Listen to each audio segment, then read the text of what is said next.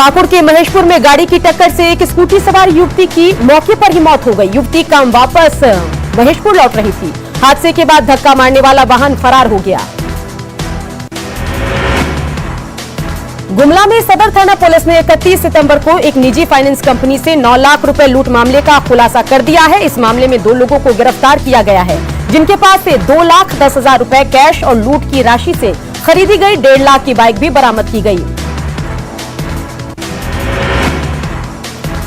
हजारीबाग के नूरा स्थित पुलिस क्लब में पुलिस पदाधिकारियों को नया बैरक भवन मिल गया है। छोटा नागपुर के डीआईजी अमोल बी होमकर ने नए भवन का उद्घाटन किया। इस भवन को एनटीपीसी ने सीएसआर फंड से करीब 1 करोड़ की लागत से बनाया है। कोडरमा पहुंची झारखंड विधानसभा की निवेदन समिति के सदस्यों ने जिले की विकास योजनाओं की समीक्षा की। इस बैठक में समिति के सभापति और बरही विधायक उमाशंकर अकेला के साथ क्षेत्र के कई विधायक शामिल रहे। गुमला सदर थाना क्षेत्र के तुंडार गांव के पास गाड़ी की चपेट में आने से बाइक से जा रहे देवर भाभी की मौत हो गई। पुलिस ने इस मामले में कार्रवाई तेज कर दी है। वहीं घटना के बाद परिवार में मातम पसरा है। जसीडीह मधुपुर रेल मार्ग पर गोड्डा सांसद निशिकांत दुबे ने मथुरापुर के पास अर्जुन नगर नए रेलवे हॉल्ट का उद्घाटन किया। इस मौके पर पूर्व रेलवे के कई अधिकारी भी मौजूद रहे। निशिकांत दुबे ने कहा कि लोगों की सालों पुरानी मांग पूरी हो गई और अब इस इलाके का तेजी से विकास होगा।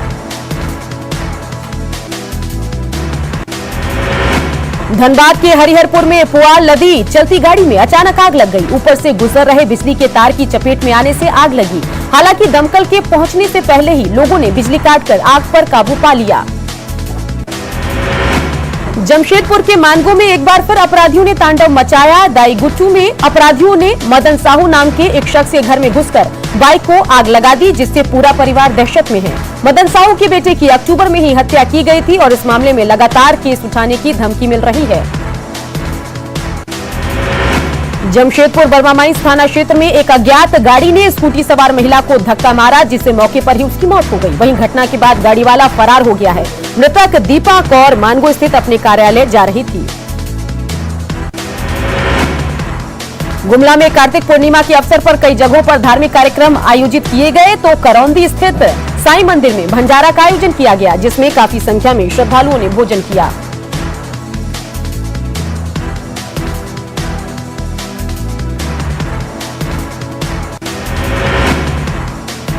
गुरु नानक देव जी के 551वें प्रकाशोत्सव पर सरायकेला के गम्हरिया में धूमधाम से कार्यक्रम आयोजित किया गया। कोरोना संकट की वजह से इस बार नगर भ्रमण कीर्तन नहीं निकला, लेकिन गुरुद्वारे में गुरुवाणी का पाठ किया गया।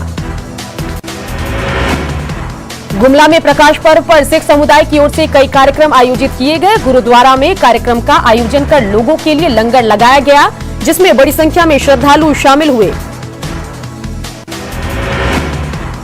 कार्तिक पूर्णिमा के अवसर पर जामताड़ा के नारायणपुर प्रखंड में दुखिया बाबा मंदिर में बड़ी संख्या में श्रद्धालुओं की भीड़ उमड़ी। कोरोना संकट में काफी समय बाद मंदिर परिसर गुलजार दिखा। मंदिर में एक बार फिर से जागरण, मुंडन और गाड़ी की पूजा शुरू हुई।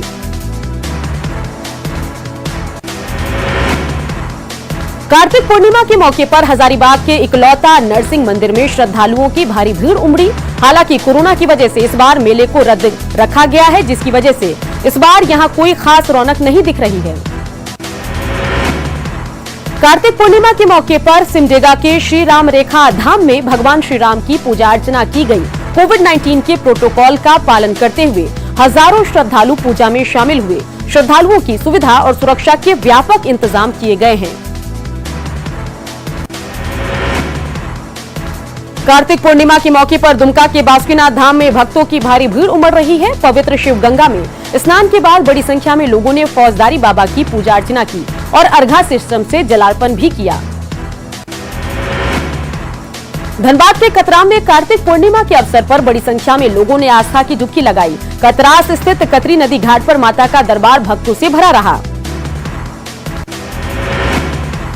पाकुड़ में महेशपुर प्रखंड के बासलोई नदी में आदिवासी समुदाय के साफ होड़ ने पूजा अर्चना की। कार्तिक पूर्णिमा पर फसल को लेकर पूजा अर्चना की गई। साथ ही लोगों ने गांव में सुख समृद्धि की कामना की। गुरु नानक देव जयंती के मौके पर दुमका के कमलाबाग कॉलोनी में कई कार्यक्रम आयोजित किए गए। हालांकि शहर में गुरुद्वारा नहीं होने की स्थिति में लोगों ने गुरु नानक देव की तस्वीर रखकर उनके सामने मत्था टेका और भजन कीर्तन के साथ गुरुवाणी का पाठ किया। जमशेदपुर में कार्तिक पूर्णिमा के अवसर पर सोनारी के दो मुहानी संगम पर आस्था की डुबकी लगाने के लिए श्रद्धालुओं का हुजूम उमड़ा और पवित्र स्नान के बाद लोगों ने भगवान सूर्य को जल अर्पित किया।